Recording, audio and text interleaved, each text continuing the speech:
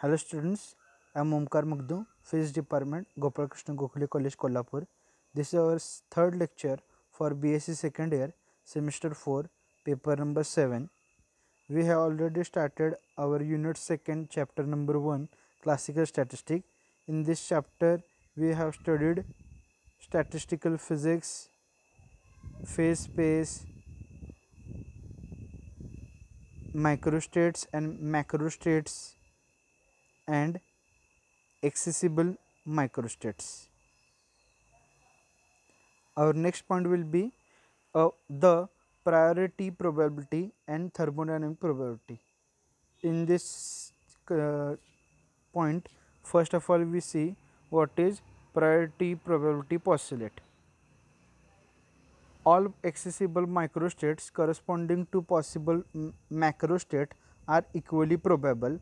From this postulate, it follows that the finding of the probability of occurrence of a given macrostate is proportional to the number of microstates that correspond to the macrostate. Okay, simply हे definition आपण example through बघू शकते. काय priority probability, तर बघा इथं या ठिकाणी समजा ही ही काय एक मॅक्रोस्टेट आहे आणि 1 2 3 अशा काहीतरी नंबरचे आपण मायक्रोस्टेट्स कन्सिडर केलं आहे. ठीक आहे. आता ह्या ज्या चारही मायक्रोस्टेट आहेत 1 2 3 यांची इक्वल प्रोबॅबिलिटी राहणार आहे की त्या ए मायक्रोस्टेटमध्ये असतील. म्हणजे प्रत्येकासाठी काहीतरी इक्वल प्रोबॅबिलिटी राहणार आहे.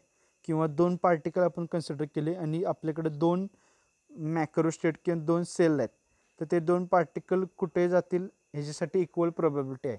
म्हणजे तो एक दोन्ही पार्टिकल एकतर एमध्ये जाऊ शकतात किंवा बीमध्ये, किंवा एक एमध्ये एक बीमध्ये, किंवा एक बी आणि एक एमध्ये. म्हणजे कोणत्याही हे सेलमध्ये किंवा कोणत्याही मॅक्रोस्टेटमध्ये ते जाऊ शकतात. ठीक आहे. त्यामुळे ते इक्वल प्रोबॅबिलिटी रूल फॉलो होते. म्हणजे ज्या काय सगळ्या ॲक्सेसिबल मायक्रोस्टेट म्हणजे अलाउडेड मायक्रोस्टेट असतील त्या सगळ्या काय करणार आहेत, तर पॉसिबल जे काय मॅक्रोस्टेट आहेत त्यामध्ये त्यांची जाण्याची प्रोबॅबिलिटी ही इक्वल आहे, हे सांगते आपला priority probability postulate. Okay, next point असणार आहे काय आपला थर्मोडायनामिक प्रोबॅबिलिटी. थर्मोडायनामिक प्रोबॅबिलिटी काय असते बघा, the number of microstate corresponding to the given macrostate is called thermodynamic probability of that microstate. Simply काय, number of microstate corresponding to given microstate म्हणजे एखाद्या मॅक्रोस्टेटमध्ये किती नंबर ऑफ मायक्रोस्टेट असणार आहेत अलाउडेड, त्यांना आपण थर्मोडायनामिक प्रोबॅबिलिटी म्हणते त्या मॅक्रोस्टेटची. ओके, एक्झाम्पलसाठी आपण काय म्हणू शकतो बघा, इथं एन समजा आपण एन पार्टिकल्स कन्सिडर केले आणि दोन आयडेंटिकल बॉक्स आहेत, तर मला number of macrostate corresponding to given macrostate कशा मिळणार आहेत, तर आपण सिम्पली काय करणार आहे, number of different arrangement of particle allowed find out करणार. म्हणजे हे जे काय एन पार्टिकल्स आहेत ते आपण दोन आयडेंटिकल बॉक्समध्ये कोणत्या प्रकारे आपण अरेंज करू शकतो. म्हणजे डिफरंटली त्याचे अरेंजमेंट कशा प्रकारे करू शकते अलाउडेड असलेली, त्यालाच आपण नंबर ऑफ मायक्रोस्टेट म्हणू शकतो to a given macrostate. Okay,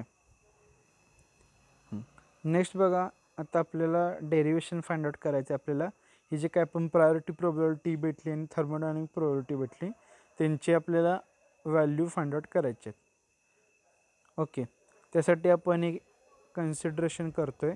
काय बघा, suppose that we have a large box divided into k cells whose area are A1, A2, A3 dash dash to AN as shown in figure. इथं फिगरमध्ये बघा एक आपण large box म्हणजे मोठा box consider केला आहे आणि तो के सेलमध्ये डिवाईड केला आहे. म्हणजे त्याचे के एवढे भाग आपण केलेले आहेत सिम्पली. ठीक आहे. आणि त्यांचा एरिया त्या प्रत्येक जे काय के सेल बनणार त्या प्रत्येक सेलचा area A1, A2, A3 dash dash to AK पर्यंत आहे. म्हणजे जेवढ्या नंबर ऑफ सेल्स असणार तेवढ्या नंबर ऑफ AK म्हणजे केची व्हॅल्यू एरियामध्ये तिथं पुट होणार आहे. ओके, डायग्रॅममध्ये ते दिसते आपल्याला. नेक्स्ट काय म्हणतं बघा, let's throw a n identical but distinguishable ball into a box in a complete random manner so that no part of the box is favourable. आता आपण काय करणार आहे एक्सपेरिमेंट, ॲक्च्युली आपण काय करणार एन आयडेंटिकल डिस्टिंग्विशेबल. आयडेंटिकल म्हणजे सारखे एकदम, पण डिस्टिंग्विशेबल म्हणजे ते आपल्याला सेपरेट करता येईल. म्हणजे हा पहिला बॉल आहे, हा सेकंड आहे, हा थर्ड आहे, असं आपल्याला त्याला डिस्टिंग्विश किंवा वेगळं करता येईल. अशा प्रकारे आपण एन आयडेंटिकल बॉल्स कन्सिडर केल्यात. Into the box in a complete random manner, ते एका बॉक्समध्ये आहेत म्हटलं आहे. So that no part of the is favourable. आपण काय केलेत, हे एन आयडेंटिकल बॉल्स आपण थ्रो केल्यात म्हणजे फेकल्यात एका बॉक्सच्या दिशेने. म्हणजे नंबर ऑफ बॉक्स असणार आहेत ते, ठीक आहे. आणि कुठल्या बॉक्समध्ये तो आपला जे बॉल्स आहेत ते जातील हे काय म्हणजे फिक्स नसणार आहे. इक्वल प्रोबॅबिलिटी राहणार आहे तिथं. म्हणजे प्रत्येक बॉक्समध्ये तो जो काय बॉल आहे तो जाण्याची प्रोबॅबिलिटी सेम राहणार आहे. त्यासाठी आपण म्हणजे रँडम मॅनरमध्ये आपण ते बॉल्स थ्रो केलेत, जेणेकरून कुठलाही बॉक्स फेवरेबल म्हणजे ह्याच बॉक्समध्ये तो बॉल्स जातील असं काही कुठलं फेवरेबल नसणार आहे. Okay, we note down the number of balls falling in each cell. त्यानंतर आपण काय करणार आहे, रँडमली बॉल थ्रो केल्यानंतर जे काही नंबर ऑफ बॉल्स प्रत्येक सेलमध्ये जाणार आहेत ते आपण नोट करून घेणार आहे. त्यानंतर repeat the experiment a large number of Thames. आणि हाच एक्सपेरिमेंट आपण वारंवार करणार आहे म्हणजे नंबर ऑफ टाइम्स, जेणेकरून आपल्याला म्हणजे मोस्ट प्रोबॅबल काहीतरी व्हॅल्यू मिळू शकेल. तो त्यासाठी आपण रिपीट करणार आहे एक्सपेरिमेंट, ठीक आहे.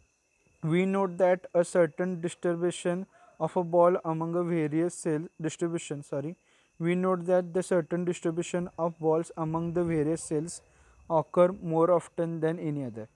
आता आपल्याला असं लक्षात येईल की आपण नंबर ऑफ टाईम तो एक्सपेरिमेंट समजा वारंवार केला तर आपल्याला त्यामध्ये म्हणजे जे काय डिस्ट्रीब्युशन बॉल आहे प्रत्येक म्हणजे व्हेरियस सेल्समधलं, असं दिसून येईल की त्यातला एखादी दुसरी कुठली तरी असा बॉक्स असेल ज्यामध्ये म्हणजे जास्तीत टाइम्स जे काय बॉल्स असणार आहेत ते तिथं त्या ठिकाणी जाणार आहेत.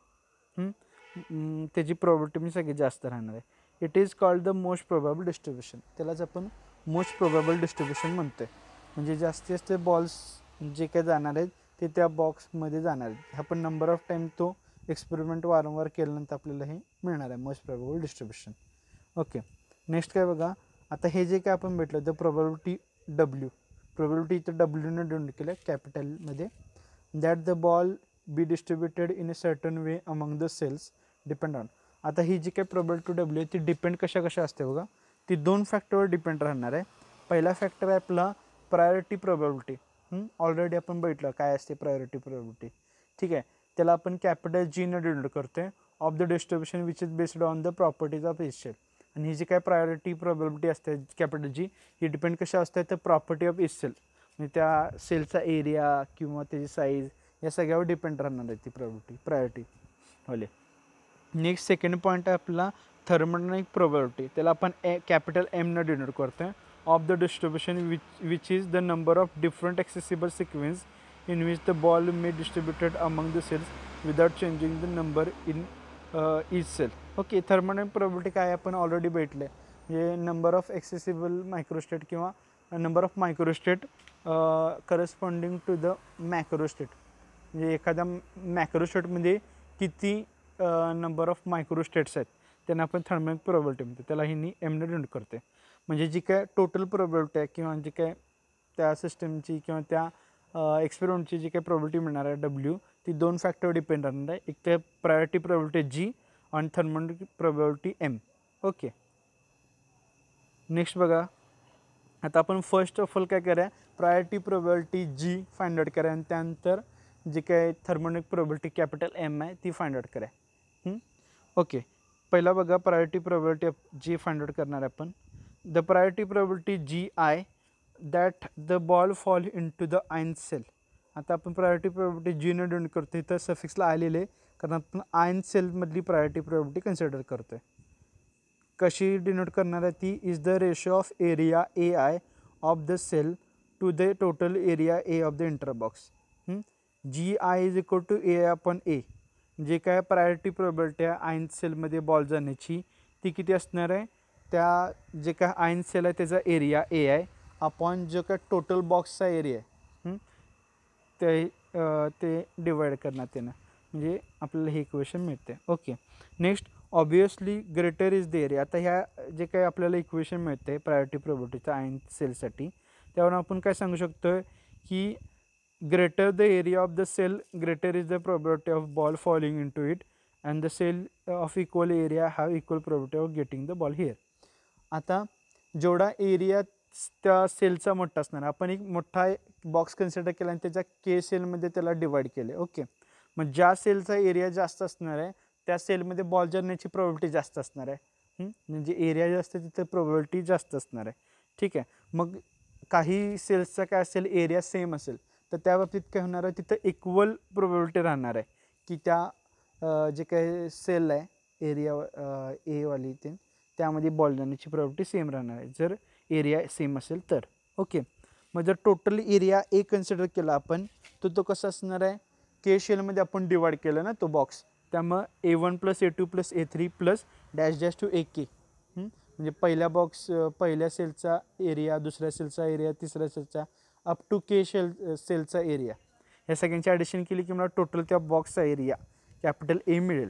ओके, नेक्स्ट बघा, since the ball fall into the box somewhere the sum of priority probability for the all the cell must be 0.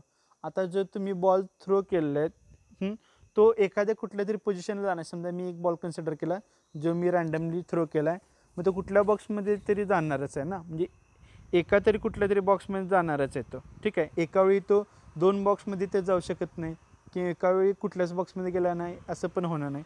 त्यामुळं जी काय मॅक्सिमम प्रोबॅबिलिटी किंवा जी काय सम प्रायोरिटी प्रोबॅबिलिटी असणार आहे ना बॉल कुठल्या पण सेलमध्ये जाण्याची, ती 1च राहणार आहे. ठीक आहे, प्रोबॅबिलिटी 1च असते, म्हणजे एकतर तो इव्हेंट होतो आहे किंवा नाही होतो आहे, एवढंच, 1 किंवा 0. ठीक आहे, त्यामुळं जी काही प्रोबॅबिलिटीची ॲडिशन राहणार ती 1 राहणार आहे. ठीक आहे, इथं आपण प्रायोरिटी प्रोबॅबिलिटी बोलतो आहे, मग समेशन GI, समेशन म्हणजे त्या प्रत्येक टर्मची ॲडिशन होणार आहे, G1 + G2 + G3 + dash dash to GK. हे काय सगळ्या प्रायोरिटी प्रोबॅबिलिटी आहेत, सेल 1, 2, 3 अप टू के पर्यंतच्या सगळ्या. यांची जर मी ॲडिशन केली तर मला काय मिळणार आहे, 1 मिळणार आहे, कारण आपण वर म्हटलं आहे sum of the priority probability of the all cells must be 1. Okay, त्यावरनं हे फक्त जस्ट मॅथमॅटिकली रिप्रेझेंट केले. ओके, नेक्स्ट बघा, the probability that the 2 ball fall in the ion cell. आता आपल्याला समजा प्रोबॅबिलिटी काढायची आहे की 2 बॉल एक आयन सेल म्हणजे एकाच सेलमध्ये जातील, तर प्रोबॅबिलिटी बघा आपण कसं करतो आहे, म्हणजे एकामध्ये एक बॉल जाते दुसऱ्यामध्ये 2 नाही, म्हणजे सिम्पली ॲड करतो आहे एखाद्या वेळी.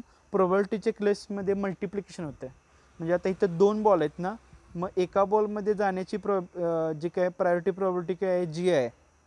तसं 2 बॉलसाठी काय होणार आहे, GI × GI that is GI². 2 ball आहेत म्हणून तिथे raised to 2² आला, लक्षात ठेवा. Okay, the priority probability of nth balls to fall. आता 2 बॉल्ससाठी भेटलं आपण, सेम समजा मी NI बॉल्ससाठी भेटलं to fall in the ion cell. Ion सेलमध्ये NI नंबर ऑफ बॉल जर जाणार असतील तर त्याची प्रोबॅबिलिटी काय असणार आहे, प्रायोरिटी प्रोबॅबिलिटी GI⁻²NI. NI म्हणजे नंबर ऑफ बॉल्स राहणार आहेत, जसं वर 2 होते म्हणून GI⁻² लिहिलेलं, इथं NI बॉल्स आहेत म्हणून आपण GI⁻NI लिहिलं आहे. Okay, the priority probability G of any particular distribution of N balls among the K cell is therefore the product of K probabilities of the form GI⁻NI.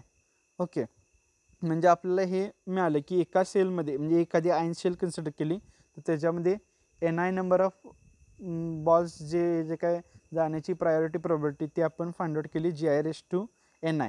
Okay, मग मला प्रत्येक असे ion sale type अशा number of sale आहेत ना, के number of sale आहेत, त्या के number of सेलमधल्या म्हणजे प्रत्येक सेलमध्ये जी काय बॉल फाइंड आउट होण्याची NI बॉल किंवा फाइंड आउट होण्याची काय प्रोबॅबिलिटी असणार आहे ती मला लिहायची असेल तर मी सिम्पली काय करणार, ही GI⁻NI ही माझी प्रायोरिटी प्रोबॅबिलिटी आहे आयन सेलची, तशी मी प्रत्येकाची मल्टिप्लाय करणार, म्हणजे कॅपिटल G म्हणजे प्रायोरिटी प्रोबॅबिलिटी सगळ्या सिस्टीमसाठी काय होणार आहे, is equal to G1⁻N1 G2⁻N2 G3⁻N3 up to काय GK⁻NK, कारण के सेलमध्ये आपण डिवाइड केलं आहे तो बॉक्स.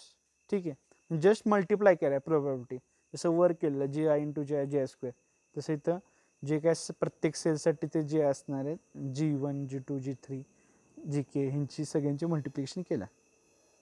आता यामध्ये जे काही N1 N2 N3 dash dash to NK is equal to N, हे नंबर ऑफ बॉल्स आहेत लक्षात ठेवा.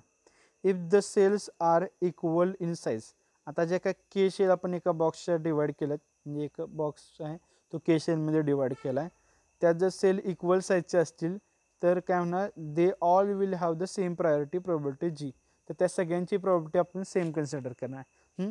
आपण इथं म्हणजे सगळ्या ज्या काही सेल्स आहेत ते इक्वल साईजचे असंच कन्सिडर करतोय. ओके, त्यामुळे कसं होणार बघा, capital G is equal to G common घेतला, G1 G2 G3 लिहायची गरज नाही कारण सगळे सेम साईजचे आहेत, त्यामुळे सगळ्यांची प्रायोरिटी प्रोबॅबिलिटी सेम राहणार आहे. ओके, त्यामुळे काय केलं इथं simply G⁻n1 + n2 + n3 dash dash to NK असं राहणार आहे equation, is equal to n1 + n2 + n3 dash dash to NK ची व्हॅल्यू वर आपण काय म्हटली N आहे, कॅपिटल N, त्यामुळं कॅपिटल G म्हणजे priority probability is equal to small G⁻N. अशा प्रकारे आपल्याला इक्वेशन मिळणार आहे. ही आपल्याला काय मिळाली, प्रायोरिटी प्रोबॅबिलिटी मिळाली, लक्षात ठेवा. ओके, सगळ्या त्या सिस्टीमसाठी जे काय आपण कन्सिडर केलेलं की N नंबर ऑफ बॉल आपण थ्रोन केल्यात कशामध्ये, तर एक मोठा बॉक्स आहे जो के सेल्स म्हणजे नंबर ऑफ के सेल्समध्ये डिवाइड केला आहे. मग कुठल्या सेलमध्ये किती बॉल जाणार ही जी प्रोबॅबिलिटी आहे, प्रायोरिटी प्रोबॅबिलिटी कुठल्या ह्याला प्रायोरिटी दिली जाईल ते ह्या इक्वेशननं फाइंड आउट करता येते. ओके, आता नेक्स्ट काय म्हटलं बघा, नाव latest obtain and expression for thermodynamic probability.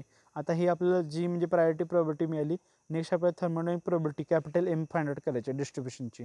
We know that the total number of permutation म्हणजे पॉसिबल अरेंजमेंट, म्हणजे N नंबर ऑफ बॉल आहेत तर तुम्ही किती प्रकारे ते अरेंज करू शकतात. Possible of N balls is N factorial. हा फॉर्म्युला आहे परम्युटेशनचा. जे काय नंबर ऑफ परम्युटेशन असतात पॉसिबल ते किती असतात, तर N फॅक्टोरियल असतात. म्हणजे 2 बॉल्स असतील तर 2 फॅक्टर म्हणजे 2 टाइम, म्हणजे 2 वेगवेगळ्या प्रकारे आपण त्यांना काय करू शकतो, अरेंज करू शकतो. 3 असेल तर 3 फॅक्टोरियल म्हणजे 6 म्हणजे 6 प्रकारे आपण ते बॉल अरेंज करू शकतो. या प्रकारे आहे ते. Next, N ball can be arranged in the Ni factorial different sequence, जसं मी म्हटलं आता. Moreover Ni balls in the ion cell contribute Ni factorial. त्याच प्रकारे आपण जर Ni number of ball consider केले आयन सेलसाठी तर ते Ni फॅक्टोरियल इतक्या प्रकारे आपण म्हणजे त्यांचं परम्युटेशन करू शकतो, म्हणजे वेगळ्या सिक्वेन्समध्ये त्यांना ठेवू शकतो. Consider the configuration in which there are N1. आता आपण कन्सिडरेशन करतोय की काय, N1 हा बॉल सेल 1मध्ये जाणार, N2 हा बॉल सेल 2मध्ये and so on up to NK ball K सेलमध्ये जाणार. ते जेवढे नंबर ऑफ जे काय केपर्यंत जे काय बॉल्स असतील तेवढे त्या सेलमध्ये जातील. There can be a number of ways in which this configuration can be obtain. आता आपल्याला नंबर ऑफ वेज म्हणजे जसं N बॉल्स असते तर N फॅक्टोरियल, तसं आपल्याला ह्या केसमध्ये म्हणजे N1 बॉल जर सेल 1मध्ये गेला, N2 सेल 2मध्ये आणि N अप टू हे सो ऑन कुठंपर्यंत गेले NK बॉल सेल केमध्ये गेले, ह्याचे आपल्याला number of veg find out करायचे आहेत, म्हणजे किती प्रकारे हे कॉन्फिगरेशन आपल्याला ऑप्टेन करता येईल.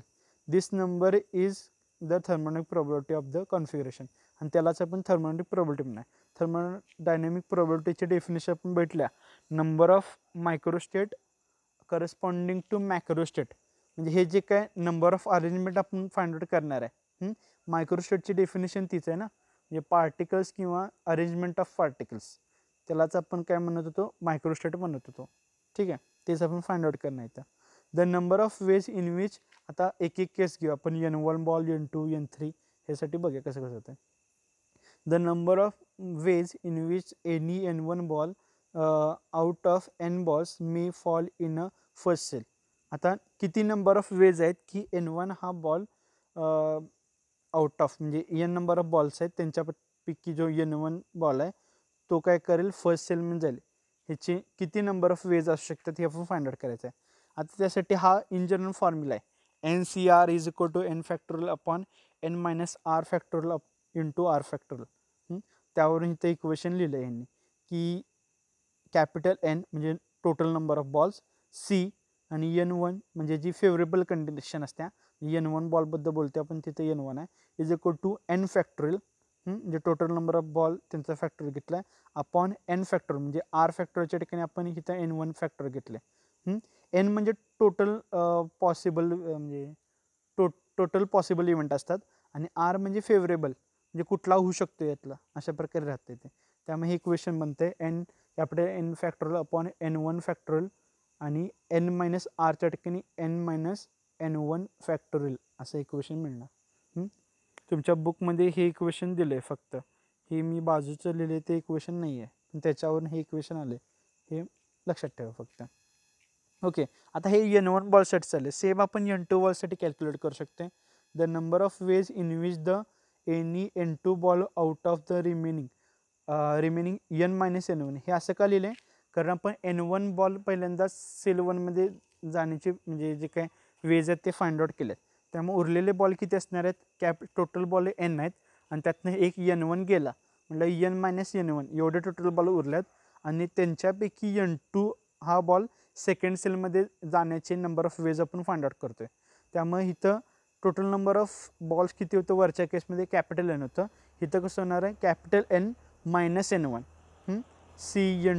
N2 आपली फेवरेबल आहे, म्हणजे फेवरेबल कंडिशन आहे ती, is equal to N minus N1 factorial, हा म्हणजे टोटल नंबर ऑफ बॉल्स त्याची फॅक्टोरियल घेतला, divide by N2 factorials in bracket N minus N1 minus N2 factorial. हे कसं केलं आहे तर म्हणजे जे का टोटल नंबर ऑफ बॉल्स आहेत N मायनस N1 ते लिहिलं मायनस N2, जसं वर केलं हा फॉर्म्युला N मायनस R या प्रकारे घेतलं आहे ते फॅक्टोरियल. ओके, तसंच आता आपण थर्ड म्हणजे N3 बॉल्सचं पण काढू शकते नंबर ऑफ वेज. रिमेनिंग आता बॉल किती असणार आहेत, Nमधनं पहिल्यांदा N1 गेला, त्यानंतर आत्ता आपण N2 पण घालवला, मग किती टोटल बॉल उरलेत N minus N1 minus N2 एवढे नंबर ऑफ बॉल्स उरलेले आहेत. May fall in the third cell. आता यापैकी जो N3 आहे तो थर्ड सेलमध्ये जाण्याचे किती नंबर ऑफ वेज असतील ते फाइंड आउट करायचे. सेम तोच फॉर्म्युला यूज करून लिहिलेला आहे. आता टोटल नंबर ऑफ बॉल्स किती आहेत, N minus N1 minus N2 N3 okay is equal to N minus N1 minus N2 factorial upon N3 factorial N minus N1 minus N2 minus N3 factorial.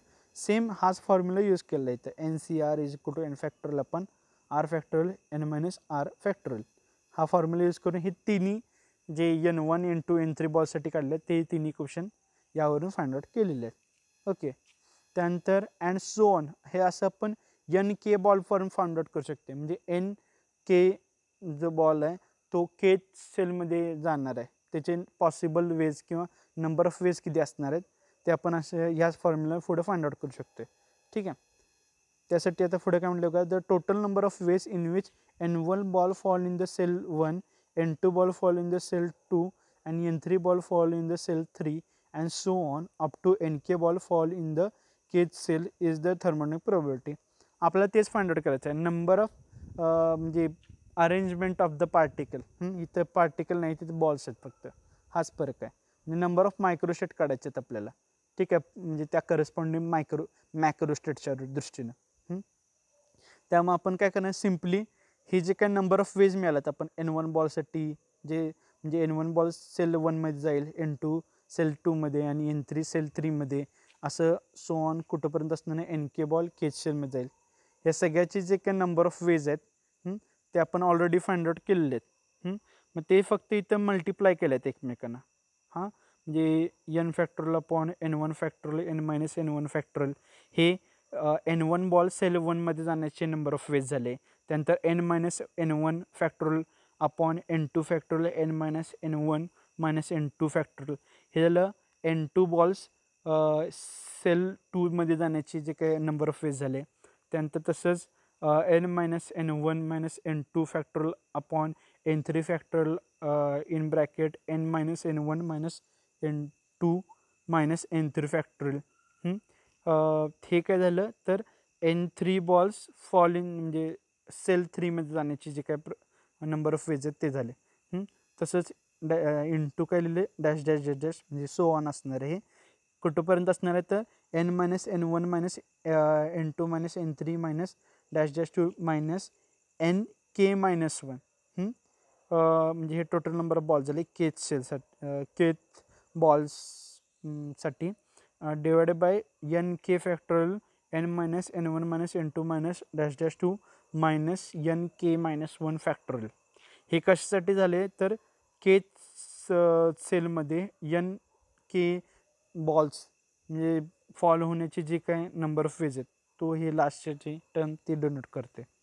Okay, आता मी simply ह्या term काय करू शकतो म्हणजे combine करू शकतो. म्हणजे कसं लिहू शकते मी एम म्हणजे thermodynamic probability is equal to N factorial upon काय होणार N one factorial N two factorial dash dash to N K factorial. अशा प्रकारे लिहू शकते. म्हणजे इथं एन फॅक्टर म्हणजे काय टोटल नंबर ऑफ बॉल झाली आणि N one N two N three हे काय झालं N one N two N थ्रीला आपण काय म्हटलं इथं हां म्हणजे नंबर ऑफ बॉल्स झाले म्हणजे N one balls N two balls N three balls वगैरे घेतले. ठीक आहे, म्हणजे ही तीन इक्वेशन जर तुम्ही मल्टिप्लाय करून भेटले ही वरचं इक्वेशन तर तुम्हाला फायनली हे मिळते इन जनरल काढलं तर तुम्ही. ठीक आहे, त्यामुळे ही जी एमची व्हॅल्यू मिळाली आपल्याला एन फॅक्टोरियल आपण N one factorial N two factorial N three factorial dash dash to N K factorial ही काय झाली आपली थर्मोडायनॅमिक प्रोबॅबिलिटीची इक्वेशन आपल्याला मिळालं. यामध्ये आपण काय केलं बघा एक म्हणजे काय केलं बॉल्स कन्सिडर केलेत एन बॉल्स आणि ते आपण रँडमली थ्रू केल्यात कशामध्ये तर एक मोठा बॉक्स कन्सिडर केला आणि ते के सेलमध्ये डिवाईड केला.